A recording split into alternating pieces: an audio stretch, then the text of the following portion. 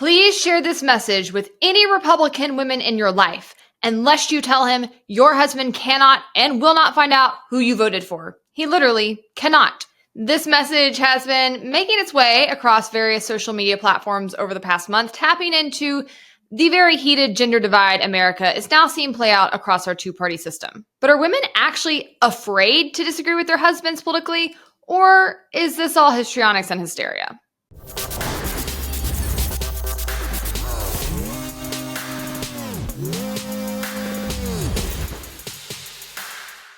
First, I'm Hannah Cox with Base Politics. Welcome to my channel where I bring you my politically homeless takes on politics and culture. Before we dive in today, make sure you like the video, subscribe to my channel if you have not already, and of course, ring the notification bell so you never miss one of my episodes. So I first started seeing the women you don't have to tell your husbands who you voted for message on Twitter about a month or so ago, initially from this account. This woman's name is Olivia, and she says, "You do not have to tell your husband or boyfriend who you voted for. He will not and cannot find out who you voted for unless you tell him it's your vote. For more info on voting safety, go to votewithoutfear.com or call 888-291-3027 for English or 866-675-1561 for Espanol. Hashtag it's your vote. Hashtag vote without fear." And it does appear upon looking at her byline that she runs and operates this organization, but without fear. And I'm not going to lie, my first reaction was this is kind of ridiculous. I thought she was being extremely hyperbolic. I thought that it was more so an attempt to paint right-wing men as like controlling or mean or abusive. And I guess just as a whole, I didn't buy it immediately because I've grown up in a household where like my parents are both pretty conservative, but they don't agree on everything politically. And I obviously do not agree with them on everything politically. But the way that I have been brought up is to actually have politics being discussed very frequently, very openly, and for disagreements within those conversations to be normalized. Maybe even like laughed off. Like I've had a number of boyfriends or male guy friends where we'll usually like joke about canceling one another's vote. Back in time, that used to be because I was super Republican and many of them were more left leaning in Nashville. But regardless, this has always been kind of a like lighthearted discussion. You know, you'll often hear about couples canceling out one another's votes. You frequently hear people talking about how they're voting differently than their entire family. And it's one of those like, annoyances that maybe you debate over the Thanksgiving table, but we're not talking about like you need a helpline to go cast your vote. This TikTok has been getting a lot of attention and it's very, very funny. And I feel like this is more the gist of the sentiment usually behind this kind of conversation. You want to use the bathroom before we go? Yeah, sure. All right. What are you doing? Saving the country. Let me know. Not a chance, you radical. You're welcome, America. I laughed out loud. I think I watched this 3 or 4 times. Brad actually sent this to me on TikTok. That's how I found it. But notably, he doesn't actually mention either political party or candidate or really even who each person is supposedly voting for in this skit. And I think that's why it's so funny. Obviously, from Olivia's post and most of the discourse around this, and I think even just like the natural subconscious bias you have when you watch this TikTok, and because we know there is such a stark gender divide between the sexes when it comes to how they're voting politically and how they affiliate politically lately, it's sort of inferred that probably the woman maybe likes Democrats and the man likes Republicans, but really, honestly, for anybody truly paying attention, staying there, you radical, could apply to either side these days. I love the comments on this TikTok too. Jeffrey said, "I don't think I could get my whole family to go in the bathroom together or this might work."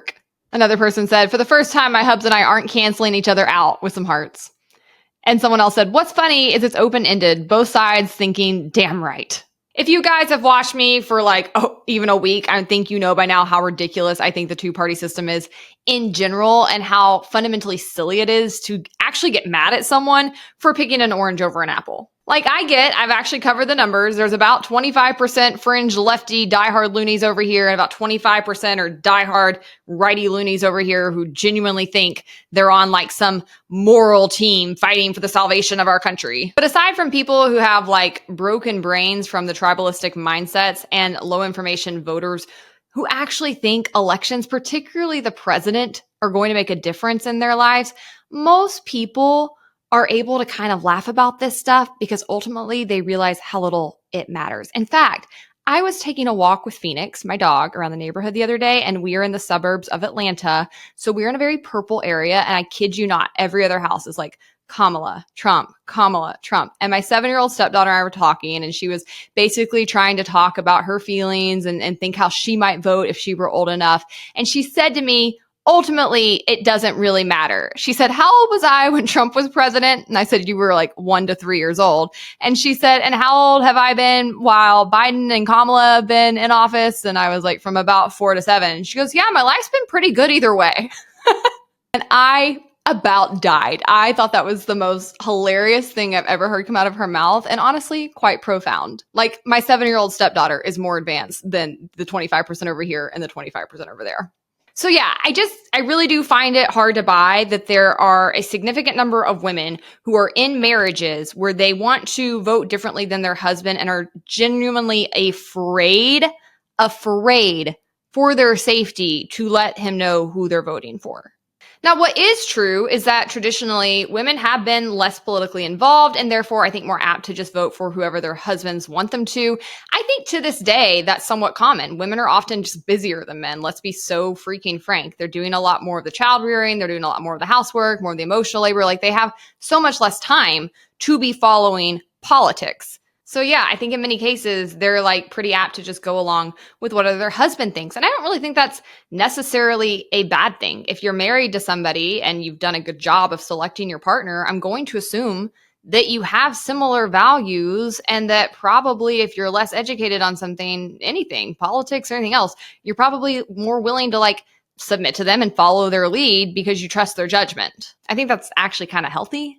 I have heard several of my new mom friends, now that I'm a stepmom, saying that basically their husbands have told them, you can't cancel my vote, you have to vote for this person, and like maybe applying some peer pressure. But it's never been expressed to me in a way where the woman actually feels like a threat from her husband if she doesn't go along with what he thinks. And again, I don't find anything about this like controlling or sexist or problematic because I am quite obviously the most educated person politically in my friend group and any relationship I've ever been in.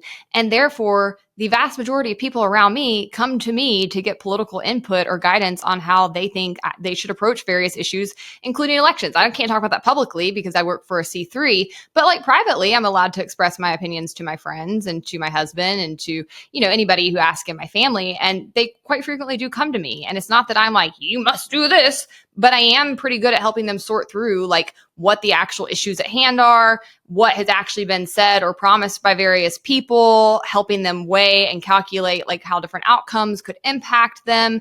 Again, I just don't think there's anything threatening about that. And furthermore, it's not even as true nowadays that women are like mostly going to do that as it used to be. I went to talk to ChatGPT about this just to test my views on history, and it agreed. And basically they said women were often economically dependent on their husbands, and traditional gender roles encourage women to prioritize domestic responsibilities over public or political engagement. Political decision-making was also viewed as part of the husband's domain.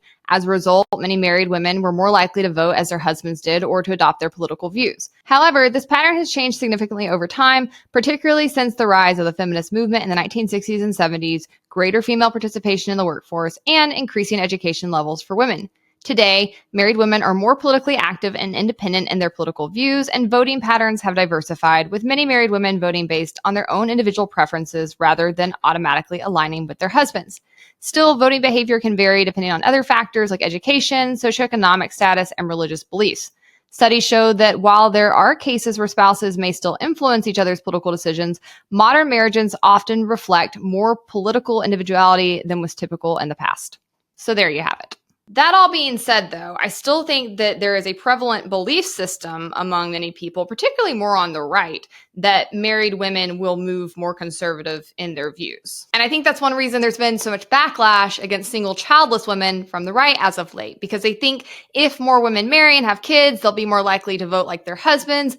Which again, if that's what really what they believe, they ought to be talking to the men. I'll say it till I'm blue in the face. They're not listening to me, but women are not choosing to not get married. They are not finding suitable partners to marry. And even when they are finding men they might like to marry, the men have commitment issues and are not ready to actually step up to the plate. So yeah, talk to the men for the love of God, if that's what you actually think. And you can see this belief system repeated over and over and over on Twitter. Here's one person saying the most important thing to understand about American politics today. And it shows a chart where it says married men are 59% Republican, single men are 52% Republican, married women are 56% Republican, and single women are 68% Democrat. So because that belief system is prevalent, because it's often being discussed on the right, I think that many people on the left, particularly feminists on the left, are looking at this data and saying, oh, women are making these moves because they're being coerced. But are married women more likely to vote conservatively because their husbands are forcing them? I'm still not really convinced of that. I think, again, you tend to marry people of similar values. And maybe if the person you marry is more politically active than you are and is applying those values differently than you have been, you can be persuaded. I also think that married people's priorities tend to change. It's unfortunate. I disagree with it. But the vast majority of people who get married and have kids become more happy with big government in their private lives because they feel unsafe with their kids in the world. They often are lazy. Sorry, it's the truth. They're lazy. They don't want to really do their jobs of like effectively parenting. And so they're much more okay with big government coming in and trying to like force society to conduct itself in certain ways. I think more likely what's happening is that there is peer pressure present in marriages when it comes to these issues. And maybe women are more persuadable. I mean, I think that's true in general, more persuadable and more apt to want to bring harmony in their relationships and therefore might be more willing to go along versus go against the grain in these kinds of decisions. But I want to turn your attention to this video that has recently gone viral online around this discourse, and it has really angered many Republicans. Your husband finding out who you voted for. It is normal to leave him because of it, though. Normalize that shit. Leave your husband if you are afraid of him finding out who you voted for. That is not healthy. That's wildly abnormal. We shouldn't normalize that. I will normalize women being safe and casting their ballot. I will not normalize the fact that their husband might fly off the fucking handle into the deep end if he finds out who she voted for. That's not normal, okay? I advocate for women's safety. I also advocate for women's freedom and liberation. That means leaving your shitty husband, okay? Let's start planning an exit strategy. If you are afraid of your husband finding out who you voted for, let's start planning an exit strategy. That's not normal. That's abusive. That's manipulative and probably coercive. I'm not going to sit here and normalize it. My husband and I don't agree on everything politically. I would never feel unsafe of him finding out who I voted for differently than him. Okay, that's not normal. It's normal to have different political views. It's not normal to be scared of holding those different political views than your spouse. The comments under this video on Twitter were really kind of wild. Some of this I can't even repeat, so sorry for those of you on audio. You'll have to come over to YouTube, which I'd like you to do anyways, okay? Come over to YouTube and subscribe. But one person said, who let this B word out of the kitchen? Someone said, how are these R-word women actually real? Another person said, finding out my wife voted for Kamala is the same thing as finding out my wife isn't a Christian. So many Christians do not worship Jesus and worship a political party, and it is freaking weird. Another person said, women weren't allowed to vote back in the olden days. It's starting to make sense. No, it's actually not. Notably, the woman in this video doesn't say anything about candidates or even political parties here. So the Republicans and conservatives in the comments are inferring it. Secondarily, if your reaction to someone not agreeing with you is to try to take away their rights, you are the one that is emotional. You are the one that is illogical. You are the one that we need to be concerned about. I always think it's so funny when I hear these arguments from people on the right because they truly tend to believe that like women are just emotional and that's why they're trending towards the left instead of recognizing like actually women are the logical ones here and are running away from people who obviously hate them and who don't respect their rights. And furthermore, if you're so like smart and logical, why can't you use logical, smart arguments to sway them back to your way of thinking? I think it's really weird to not discuss these things before marriage in the first place. Like, I think on our first date, my husband and I at least loosely talked about politics. Some of that's unavoidable for me, given my career. Hey, what do? You know, it inevitably leads you in a political discussion. But I just don't know how you end up married where you have radically different political ideas or radically different values to the point where you are afraid of your spouse finding out how you are using your vote, and especially getting to a place where you're actually like fearful of them. But if true that someone truly feels unsafe disclosing to their partner who they support, which is what the woman in this video is describing, that is a huge red flag. And that person is most likely in an abusive relationship. And I don't want to be so quick to just knee-jerk write these things off, because merely because I have not experienced these sorts of dynamics or relationships does not mean that they do not exist. And for sure, historically, there's been a lot of weight to this. I mean, historically, men have worked to oppress women's vote and voice for centuries. But even after the 19th Amendment and even after many gains by feminism, there are definitely still women alive today who were oppressed by their husbands. Recently, this story went viral of an 81-year-old woman who was voting for the first time this year. A Twitter user, Philip Lewis, posted the article with the caption, "An 81-year-old Georgia woman says she voted for the first time in her life yesterday. She said she never voted before because her husband did not think she should. He died last year." In the article, she said, "I'm 81 today, but Sunday I'll be 82, Newton County voter Betty Cartledge told Channel 2's Audrey Washington on Wednesday. Cartledge has seen a lot in her 81 years, but she had never seen the inside of a voting booth until Wednesday afternoon. I'm going to vote for the first time in my life," Cartledge said. Cartledge, with the help of her niece, Wanda Moore, voted for the first time at a polling location in Covington. Cartledge said she had never voted before because her husband did not think she should. He died last year. This year, Cartledge voted. "I was so young and everything when we got married. I never really thought about it. And then I got old and I thought that it wouldn't count to vote," Cartledge explained. Now, there was a lot of attention given to this article. A lot of people had many thoughts. One person said, "Just saw a video of an 81, almost 82-year-old woman who just voted for the first time ever because her husband never wanted her to, but now he's dead." The comments are filled with people sharing what their grandmothers did for the first time after their husbands died. And I'm going to read you a few of them. One person said, "When my pawpaw died, my meemaw had her very first glass of wine the next day." Another person said, "When my grandpa died, my grandma finally got her ears pierced." Another said, "My grandma bought her first car, a loud and fast red Mustang." Someone else said, "My pawpaw didn't want my mama wearing lipstick because he thought it would attract men's attention. When he died, she wore lipstick all the time." Another said, "My grandma had no credit score at age 76. She was never allowed to have anything in her name. At 76, she proudly got her first credit card." And another, "My grandma learned to read and write after my grandpa died. She died only being able to read and write at a first grade level." Having been born in the late 1980s and in the United States of America, I, as a woman, have been born into extreme privilege compared to the vast majority of women who have ever lived before me.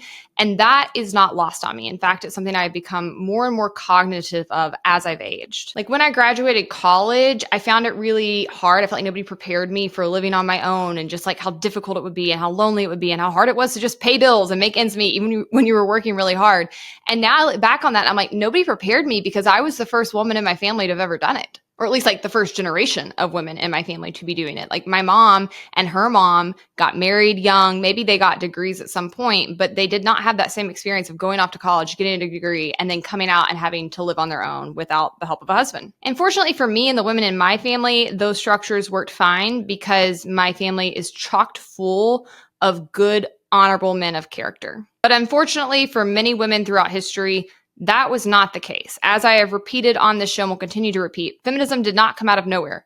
It didn't just crop up because women were living cushy, happy, catered to lives, and they were just so tired of being pampered and loved on, they decided to like throw off the chains of luxury and go to work. Be so serious. The daughters and the granddaughters of these women, the stories I just read you, have been paying attention, and the right is doing themselves no favors right now in trying to win them back. There has been a rise in misogynistic language and talking points on the right, especially over the past 4 years. And I know that a lot of people are really busy and they're not necessarily paying attention, but people on the right, true conservatives, have to wake up to this and start fighting back. I see this stuff every day. Here's one account that says, "Okay, we tried women's suffrage and discovered that their primary political concern is killing their own babies. Can we finally call this experiment failed and move on?" And someone quote tweeted it and said, "Repeal the 19th. This is such a low IQ take. I don't even think for women who do rate abortion as their primary issue that it's because they are so concerned with being able to kill their babies. It's because they are concerned with not being able to get basic medical health care that they need because these laws are written so abysmally.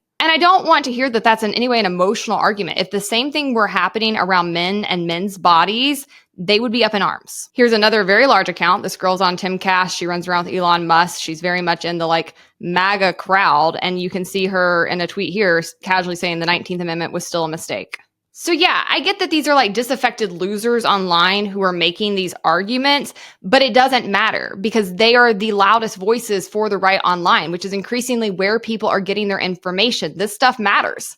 And notably, it is not figureheads on the right. It's not large conservative personalities like Tucker Carlson or others with millions and millions of followers condemning it. It's people like me who are also being pushed away from the right because of this, who are the only ones actually sounding the alarm and calling it out. And it does trickle into the actual policies being discussed and some of the talking points that are being utilized around them. That's one reason I've pushed back so heavily on a lot of the trash coming out of JD Vance's mouth this cycle. Women aren't stupid and they actually aren't emotional. They're just not going to support people who hate them or who want to take away their fundamental rights. And if that upsets you, you're the illogical one.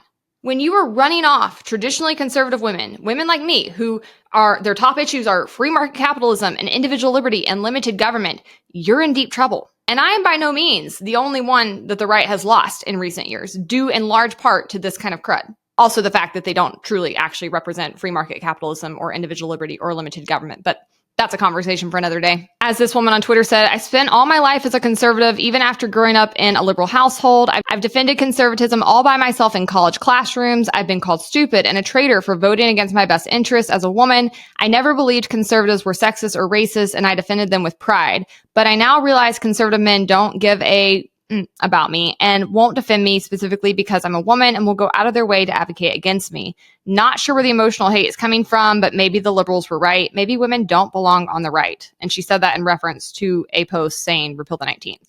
So all that to say, yes, historically, women have been oppressed and there are still people advocating to oppress them again, and they are largely being found on the right, and that's a huge problem. So could there be women who are afraid to let their husbands know they disagree with them politically? Possibly. Doesn't seem all that far-fetched given this conversation. But I do want to point out that my generation and those that are coming up after me are increasingly less likely to end up in these situations if they are happening because they're less likely to be married in the first place. And also because they are having these conversations up front, and it seems both genders are increasingly unlikely to want to date someone with different political views. Data from sources like Pew Research and other relationship surveys indicate that while both men and women are more likely now than in previous generations to prioritize political compatibility, women tend to place a higher emphasis on it.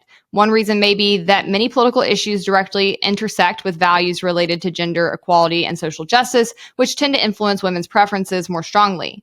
That said, men are also becoming more politically selective in their dating choices, especially in highly polarized environments, although they are still generally more flexible than women in this regard. There's a lot of hand-wringing over this data. In fact, the New York Times had a really interesting deep dive into some of it today on their podcast. But I think if this is a values-driven decision, then it makes sense and it's a good thing. And ultimately, you'll have less divorce and less conflict within a marriage. You should be having hard conversations up front, and you should predominantly be looking for similar values in a mate. It's one of the top things that should matter to you. That doesn't mean that you have to have identical political beliefs, right? People can choose to apply those values differently. Sometimes they see some solutions as being better than others. That's okay. My husband and I disagree about a good number of public policies, but we have similar values. We are trying to get to the same place. We have similar beliefs. And so it's not like upsetting to us if one of us votes differently than the other, or if one of us feels very strongly in opposition to a policy the other one supports. Some of that might also just pertain to like healthy conflict resolution skills, which I think more people need to develop. Too many people, though, are making tribalistic decisions, and I think that this particular type of polarization is very bad for our country and very bad for society, because ultimately people are not going to be able to find mates if you continue to have women moving like this to the left and men moving like this to the right. Wait, did I do that backwards for you guys on video? I probably did. Sorry, but you got the point. But you know what I say to all of that? I say that's just another good argument for breaking up the two-party system, making people actually think about policies on a line-by-line item way of thinking, and break this like tribalistic mentality. Because I actually do not think that most men and women are so divided in the actual public policies and solutions that they would like to see. I think this is purely being driven by a two-party system that makes people go back to like caveman mentalities and actually gives them an excuse not to think. Because when you just lump yourself in with the left or lump yourself in with the right and that's your identity, you're just like a football fan. You're just cheering for one side based on like a few small things that maybe attracted you there, but you're not actually thinking through real values, through real policies. You're not actually participating in politics. Breaking the two-party system would force people to do more of that. And I think that you would see so much good in our society as a result that would extend far beyond politics. All right, guys, I hope you like this episode. Make sure to like the video, subscribe to my channel if you have not already. And if you want even more content, you can follow me on Instagram, Twitter, or TikTok.